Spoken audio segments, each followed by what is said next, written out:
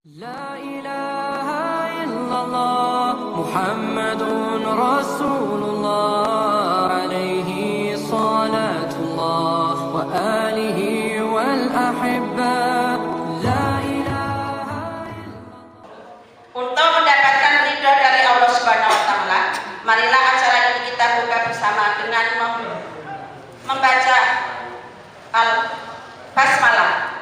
Bismillahirrahmanirrahim.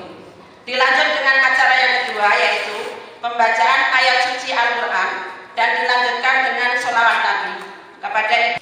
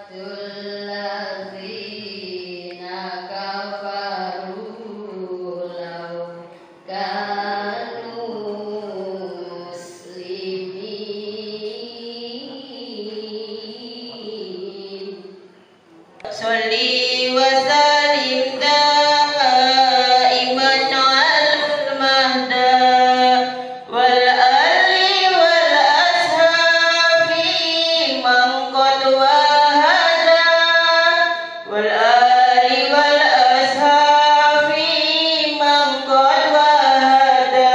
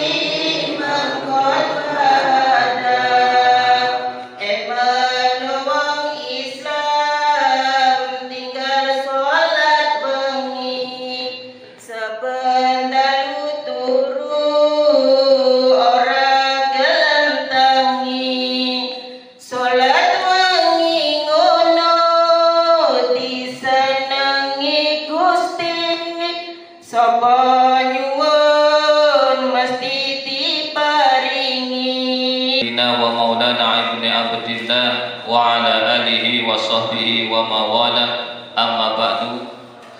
Yang kami hormati Bapak Camat Gadingrejo serta rombongan, yang kami hormati Bapak dan Ramil Gadingrejo atau yang mewakili, Bapak Kapolsek Gadingrejo atau yang mewakili, dari jajaran KUA Gadingrejo atau yang mewakili, bapak-bapak, alim ulama, tokoh agama, tokoh masyarakat, ibu-ibu muslimat, semua hadirin wal hadirat yang hadir pada kesempatan malam hari ini, dan tidak lupa juga kami sampaikan penghormatan kepada Bapak Kepala Pekon Mataram beserta jajarannya yang alhamdulillah juga hadir bersama kita. Semoga kita semua yang hadir mendapatkan naungan ridho dan rahmat dari Allah Subhanahu wa Ta'ala. Mudah-mudahan sehingga kita bisa hadir di masjid yang mulia ini.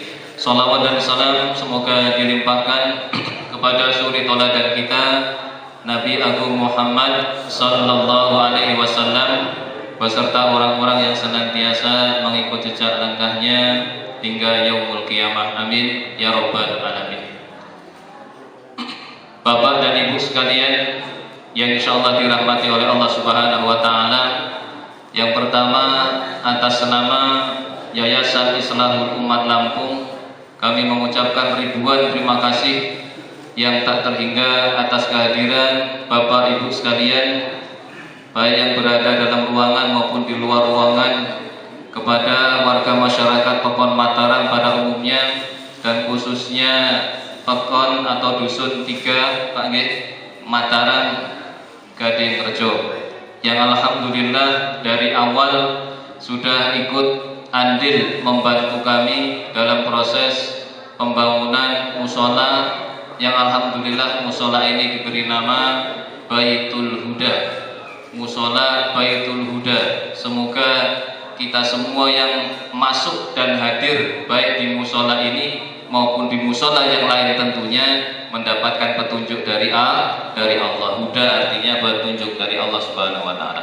Bapak Ibu sekalian yang insyaallah dirahmati oleh Allah Subhanahu wa taala, dan juga ucapan terima kasih yang tak terhingga, semoga Allah Subhanahu wa taala menerima wakaf dari beliau Bapak Yusuf yang ada di samping saya, yang sudah mewakafkan tanah ini ukuran 14 kali 45 meter persegi kepada Yayasan Islahul Umat Lampung untuk dibangun musola, dan alhamdulillah sudah selesai walaupun belum sempurna. Kemudian karena belum ada kipasnya Pak Nggih, ngapunten panas nih. Kemudian juga kepada dermawan donatur keluarga Ibu Dokter yang tidak mau disebutkan namanya, yang tinggal di Pringsewu, yang alhamdulillah membangun musola ini, yang tadinya kita targetkan 150 juta Pak, ternyata alhamdulillah 300-an juta kayaknya habis. Habis berapa Ustaz? Ya saya bilang 150 Dok, insya Allah sudah berdiri jadi. Ya bener jadi berdiri, tapi ya masih kurang akeh. Alhamdulillah sampai saat ini kita doakan semoga pihak pewakaf tanah maupun yang membangun musola ini, keluarga Ibu Dokter yang ada di Pringsewu, Allah Subhanahu wa taala akan bangunkan untuk mereka rumah di surga. Amin ya rabbal alamin. Man bana lillahi masjidan banallahu lahu baitan fil jannah. Siapa yang membangun rumah masjid karena Allah Subhanahu wa taala, maka Allah akan bangunkan rumah di surga. Begitu sabda Rasulullah sallallahu alaihi wasallam. Bapak Ibu sekalian yang insyaallah dirahmati oleh Allah, sedikit mengenalkan tentang Yayasan Islahul Umat Lampung. Bahwa kami Yayasan Islahul Umat Lampung ini adalah sebuah yayasan sosial dan pendidikan. Kami sudah berizin SK Kemenkumham dan juga diketahui oleh Kesbanpol Provinsi Lampung. Adapun kantor kami beralamatkan di Pekon Klaten, Kecamatan Gading Rejo, Kabupaten Pringsewu. Bapak dan Ibu sekalian, semoga yang di luar juga mendengarkan suara saya, bahwa Yayasan Islahul Umat Lampung ini Bapak Ibu sekalian tidak berafiliasi atau tidak mendukung atau tidak condong, tidak mengajak kepada satu partai politik tertentu dan tidak kepada satu golongan tertentu. Pak nggih, jadi nggak usah khawatir.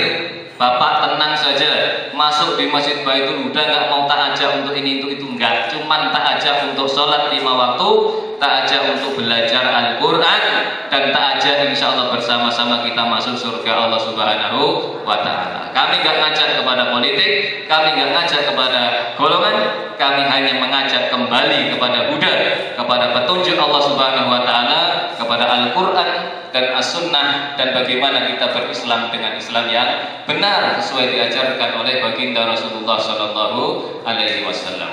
Bapak Ibu sekalian yang insyaallah dirahmati oleh Allah Subhanahu Wa Taala, adapun ke depan tentunya kami yang dari luar Pekon ini tidak bisa menempati tempat ini. Maksudnya sering-sering ke sini. Tentunya siapa yang pakai? Ya sepenuhnya warga masyarakat Mataram, khususnya yang ada di Pekon 3 ini. Cuman memang permintaan daripada pewakaf Pak Yusuf, kami diminta untuk mendampingi supaya musola Baitul Huda ini lebih makmur, maju ke depan dari sisi pendidikan Al-Quran. Karena alhamdulillah Bapak Ibu sekalian, kami di program pendidikan Yayasan Islahul Umat Lampung sudah memiliki rumah Quran atau biasa disebut rumah tahfidz, dan alhamdulillah warga masyarakat Mataram, Gading Rejo, Wonogiri, bahkan sampai Pringsewu dan mayoritas di Kabupaten Pringsewu alhamdulillah sudah masuk di tahfidz kita. Alhamdulillah unit tahfidz pendidikan Al-Quran kita ada di 12 tempat unit tahfidz anak-anak Bapak Ibu sekalian. Ini mengajarkan Al-Quran, menghafalkan Al-Quran, bagaimana Al-Quran bisa dihafalkan dan nantinya dipahami dan diamalkan. Untuk ibu-ibunya juga Bu, Alhamdulillah kami sudah ada 31 angkatan yang tersebar di wilayah Kabupaten Pringsewu pada umumnya. Dan Alhamdulillah sudah mau mewisuda juz yang keempat, sudah masuk juz 27. Jadi Bapak Ibu sekalian, ternyata Al-Quran itu mudah kalau kita mau belajar. Buktinya ibu-ibu yang usianya 89 tahun Bapak sekalian, ada yang usianya 89 tahun sudah bisa hafal beberapa juz dalam Al-Quran. Karena apa? Ada kemauan. Jadi saya menghimbau kepada kita semua yang hadir di sini bahwa maksud tujuan kami membangun musola ini adalah bagaimana kita mari bersama-sama, khususnya Dusun 3 Mataram ini, kita hidupkan masjid atau musola kita untuk ibadah kepada Allah, maupun juga nantinya untuk belajar Al-Quran, baik nanti TPA anak-anaknya, remajanya, bapak-bapaknya, ibu-ibunya. Mari kita bareng-bareng belajar di musola ini. Sehingga yang menamakan ini juga dari donatur yang membangun musola ini sendiri, maksudnya adalah apa? Baitul Huda, diharapkan bait artinya rumah, Huda adalah petunjuk. Siapa yang masuk di sini mudah-mudahan mendapatkan petunjuk dari Allah Subhanahu wa Ta'ala. Amin ya rabbal alamin. Mohon maaf kalau panjang lebar, kurang lebihnya mohon maaf. Kalau ada kata-kata yang kurang berkenan dan juga penyambutan sajian dan lain segala macamnya, mungkin ada kekurangan dan lain segala macamnya, mohon dimaafkan dan dimaklumi. Assalamualaikum warahmatullahi wabarakatuh. Yang kedua yaitu dari tokoh masyarakat yang akan disampaikan oleh Bapak Muhammad Yusuf. Kepada Bapak Muhammad Yusuf dipersilakan. Kami menyerahkan ke Yayasan Islahul Umat karena kami menilai bahwasanya yayasan tersebut adalah yayasan yang tidak berpolitik dan bergerak dalam bidang sosial. Sudah teruji Bapak Ibu. Artinya apa yang dilakukan oleh Yayasan Islahul Umat selalu mengedepankan sosial dan sosial. Ini harapan kami ke depannya untuk Desa Mataram itu bisa tertopang dengan adanya seperti ini. Kemudian untuk rumah-rumah tahfiz Bapak Ibu yang disampaikan oleh Yayasan Islahul Umat betul. Artinya ada putra-putra Mataram yang belajar di rumah tahfiz tersebut. Ada 2 rumah tahfiz yang cukup terkenal di Kecamatan Gadingrejo Bapak Ibu. Yang pertama As-Sakin yang berada di Desa Gadingrejo, dan yang kedua rumah tahfiz Al-Islah ini. Kemudian Bapak Ibu, tujuan kami yang berikutnya adalah musola ini kami harapkan nantinya bisa menopang kemakmuran yang ada ataupun kemakmuran untuk Masjid Ar-Rahman. Terus terang Bapak Ibu, saya sangat sedih karena melihat kemajuan ataupun kemakmuran Masjid Ar-Rahman sangat-sangat ketinggal dibandingkan dengan masjid yang lain Bapak Ibu. Sementara dominasi penduduknya itu berasal dari arah-arah kita Bapak Ibu. Saya yakin Bapak Ibu tidak ke Ar-Rahman mungkin salah satu alasannya jauh. Yang kedua mungkin kurang berani ataupun masih malu-malu. Tetapi dengan adanya musola ini, harapan kami Bapak Ibu, mari kita belajar. Mari kita selalu memperbaiki diri kita Bapak Ibu. Saya tidak ada motif-motif politik, tidak ada. Saya murni ingin memajukan terutama Mataram dengan pendidikan dan nilai-nilai agama yang nantinya kita sendiri sebagai orang tua tidak akan menyesal Bapak Ibu. Sebagai informasi Bapak Ibu, nantinya ke depan Desa Mataram itu akan didirikan Madrasah Aliyah Negeri Bapak Ibu, yang berada lokasinya di samping SMP 3. Itu sudah diwakafkan oleh Bapak Lurah beserta aparatur dan tokoh-tokoh pada waktu itu. Nantinya akan dibangun Madrasah Aliyah Negeri. Kalau anak-anak kita Bapak Ibu tidak kita persiapkan dari sedini mungkin, maka kita nantinya akan ketinggal Bapak Ibu. Oleh sebab itu harapan kami dengan adanya musola yang dikelola oleh Yayasan Islahul Umat nantinya anak-anak kita, orang-orang tua kita, ibu-ibu kita, seperti yang disampaikan oleh Ketua Yayasan tadi, nantinya mau belajar dan tetap belajar Bapak Ibu. Karena pada saat kita membangun, kita sudah bergotong royong untuk bergotong royong dalam hal fondasi dan bersih-bersih lingkungan, alhamdulillah. Dan pada malam hari ini kita bisa menikmati musola yang kita bangun dengan jerih payah kita.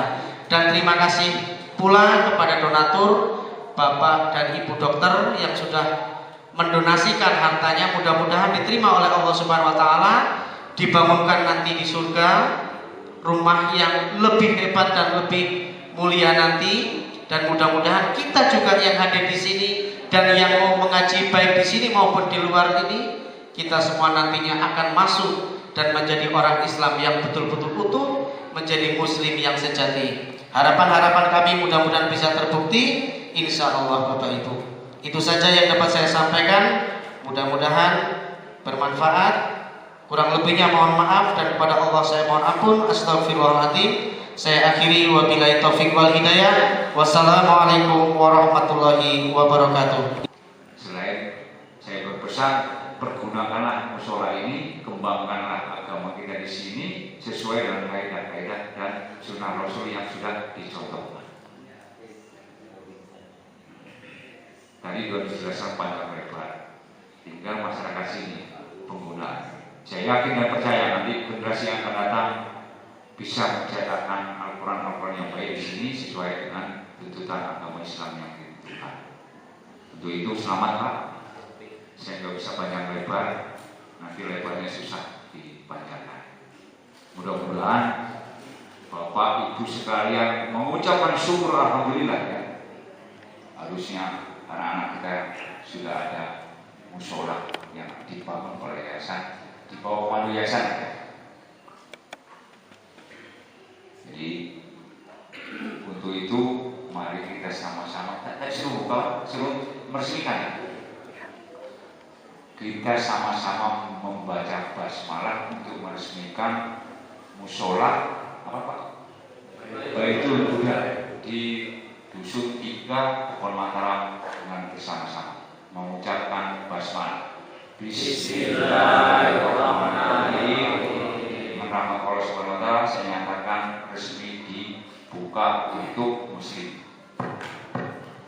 Semoga bangunan ataupun gedung musola ini dapat bermanfaat sehingga kita dapat memetik pendidikan agama Islam khususnya dan membina masyarakat sehingga kita dapat mencapai apa yang diinginkan, yaitu negara makmur baitul yang dicita-citakan oleh kita bersama. Terima kasih. Saya kira video. Wassalamualaikum warahmatullahi wabarakatuh. Waalaikumsalam. Juga nanti ada santunan anak yatim sebagaimana yang ada di tema banner kita, cintai Islammu, raih ridho Tuhan.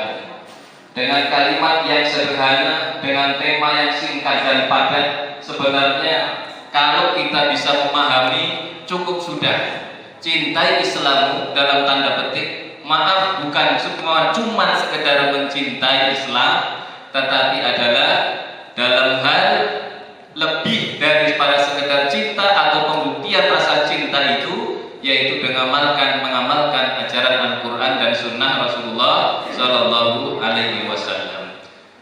Satu misal, atau mungkin kita khususnya yang sudah berkeluarga, nggak mungkin Bapak Ibu sekalian kita akan menikah kalau tanpa ada rasa cinta. Gimana? Karena nggak mungkin tiba-tiba nikah ini apa? Pasti sebelumnya itu orang bilang apa?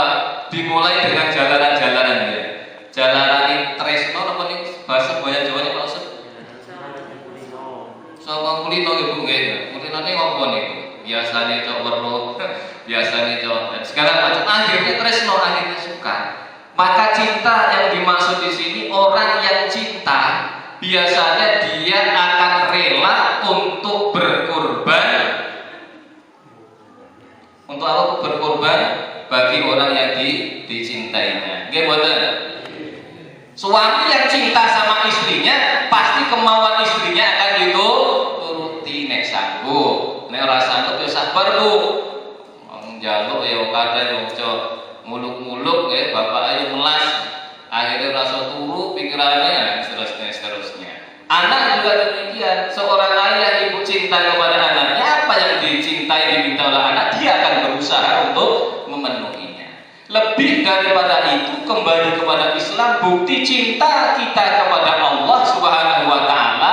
Cinta itu akan dikatakan bohong. Cinta kita kalau ngaku tresno cinta kepada Allah, cinta kepada baginda Rasulullah, namun kita tidak mau tunduk, tidak mau ibadah, tidak mau melaksanakan apa yang dititahkan di dalam Al-Quran dan Sunnah Rasulullah Sallallahu Alaihi Wasallam. Nggih mboten?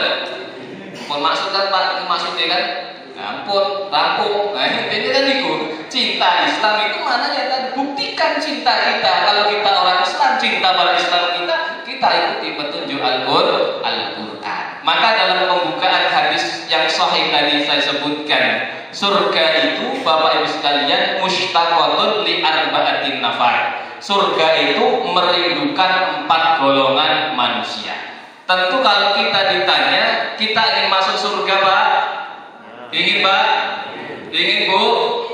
Ini pasti. Lah ini bukan kita yang merindukan surga Bapak Ibu sekalian. Justru surga itu yang merindukan kita. Nah kita yang seperti apa? Manusia, orang Islam yang seperti apa yang dirindukan surga? Ada 4 kriteria. Ada nggak? Lama-lama ini 10 menit janjinya. Nanti kalau lewat diingatkan ya. Mbok supaya Pak enggak ngantuk malah. Yang pertama kata Rasul sallallahu alaihi wasallam adalah talil Quran, yaitu orang yang senantiasa membaca Al-Quran. Kula ajeng tanglet ngapunten Bapak Ibu sekalian. Tentunya yang hadir kita orang Islam semuanya nggih beriman semuanya insya Allah. Ampun saged Al-Quran itu Pak dibaca Pak. Bisa baca Al-Quran semua Bapak Ibu? Bisa? Yakin? Insya Allah. Kecuali nggak bisa, tadi Pak Camat sampaikan juga nggak perlu malu Pak Islam, nggak perlu malu kita belajar Al-Quran. Biar sudah sepuh, nggak apa-apa. Jangan malu sama anak cucu kita, ya. Daripada nanti dibodemi kalau malaikat mungkar dan nakir. Kowe sopo? Wong Islam ngaku Islam, tapi ra tau maca Al-Quran. Nek alam kubur wis naudzubillah, sesuai dengan riwayat hadis Rasulullah sallallahu alaihi wasallam, ketika ada manusia seorang yang dia ingkar kepada Allah, ngakunya Islam namun tidak mau membaca Al-Quran, maka kata Rasulullah sallallahu alaihi wasallam, wal Quran hujjatun laka aw alaika. Al-Quran itu akan menjadi pembelamu atau Al-Quran nanti akan menjadi musuhmu Bapak Ibu sekalian. Naudzubillah.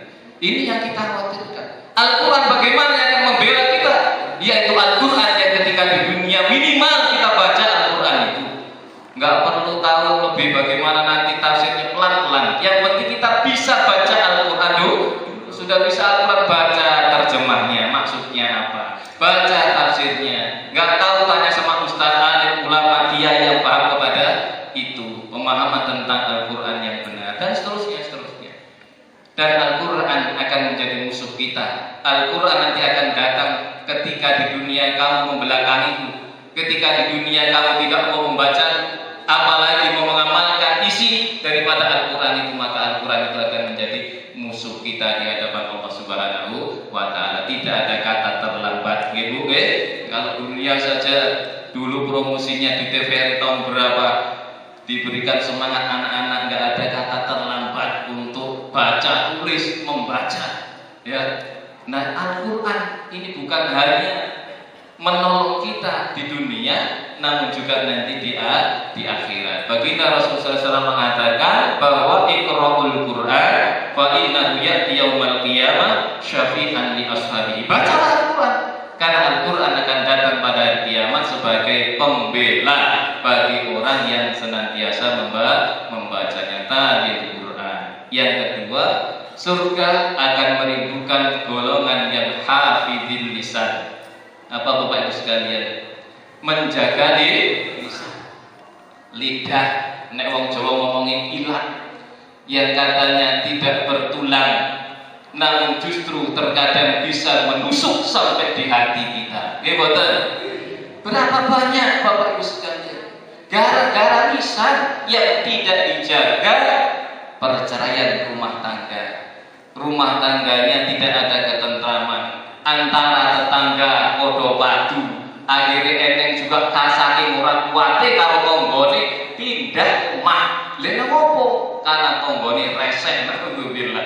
Cok ngomong sing ora-ora, cok memfitnah dan seterusnya. Akhirnya dia pindah rumah. Makanya pesan Rasulullah SAW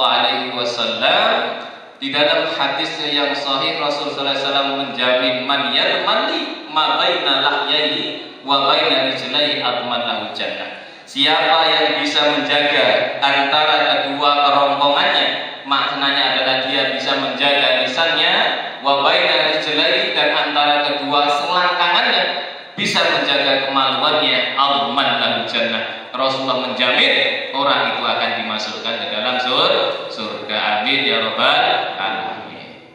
Nek ngomong ceramah ini gampang, latih kan ngomong gampang, latih ngomong gampang Pak, teori Pak. Tetapi inilah maaf, tetanggaku bukan Islam, kata kasih jangan urusan makan memberikan, kasihkan semua. Sebagaimana ajaran Rasulullah SAW, yang orang Yahudi masuk Islam itu gara-gara apa? Akhlak baiknya Rasulullah SAW. Diceritakan di pojok kota Madinah yang setiap hari Rasulullah SAW menyuapi orang Yahudi yang buta, yang setiap hari pekerjaannya mencela Rasulullah, menghina Rasulullah, menjelek-jelekkan Islam. Tapi Rasulullah SAW dengan akhlak mulia justru apa? Datang kepada orang Yahudi tadi. Karena tidak punya gigi, maaf ini, wis tuwa ompong, ora iso mamah, akhirnya dimamah oleh Rasulullah SAW makanan mulut Rasulullah SAW, kemudian disuapkan kepada orang Yahudi yang tua yang tidak punya gigi tadi. Singkat cerita, pada suatu hari ketika itu Rasulullah SAW ditakdirkan oleh Allah Subhanahu wa Ta'ala wafat, meninggal dunia, sehingga tidak ada yang menyuapi orang Yahudi tadi. Sehingga datanglah Abu Bakar As-Siddiq kepada anaknya, yaitu Ibunda Aisyah radhiyallahu anha, yang juga merupakan istri Rasulullah SAW. Wahai Aisyah, apa di antara kebiasaan suami? Rasulullah SAW, Aisyah menyebutkan, itu wahai ayahku, kebiasaan Rasulullah setiap hari adalah dia menyuapi seorang Yahudi yang buta, yang pekerjaannya bahkan memfitnah, mencela Islam, mencela Rasulullah SAW. Datanglah Abu Bakar As-Siddiq kepada orang Yahudi yang dimaksudkan tadi. Namun apa dikata orang Yahudi tidak mau menerima yang disuap oleh Abu Bakar As-Siddiq. Kemudian kenapa? Dipikir mungkin kalau bahasa Dewa orang biasa nih kita ini. Maaf mungkin apa kekasaran apa kepilah. Sehingga cerita nggak mau menerima suapan daripada Abu Bakar As-Siddiq. Akhirnya apa? Ketahuilah wahai Yahudi, sesungguhnya manusia, seseorang yang biasa menyuapin makanan kepadamu itu, yang kamu cela setiap hari itu, yang sudah tidak datang kepadamu saat ini, itu adalah Muhammad Rasulullah SAW. Sontak menangis Bapak Ibu sekalian. Yahudi buta tadi menangis. Begitu mulia akhlak Rasul SAW, dijelekkan, difitnah, dan segala macam tuduhan diberikan kepada Rasulullah, tapi justru malah Rasulullah SAW membalas dengan kebaikan. Maka itulah Al-Quran mengajarkan idfa' billati hiya ahsan. Balaslah keburukan orang yang buruk kepadamu itu dengan kebaikan. Gampang boten Bu? Gampang boten? Nggih, gampang.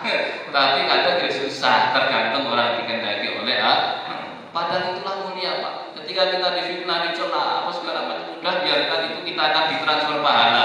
Buatkan bubur kacang hijau yang enak, buatkan bubur sum-sum, antar kepada orang itu, sebagaimana dilakukan oleh Imam Hasan Al-Basri. Sampaikan kepada si fulan, salam kepada Hasan Al-Basri, karena dia telah melakukan ini dan itu, mencela, memfitnahku, sebagai balasan ini adalah makanan yang paling enak yang dia sukai. Nah itu Bapak Ibu sekalian.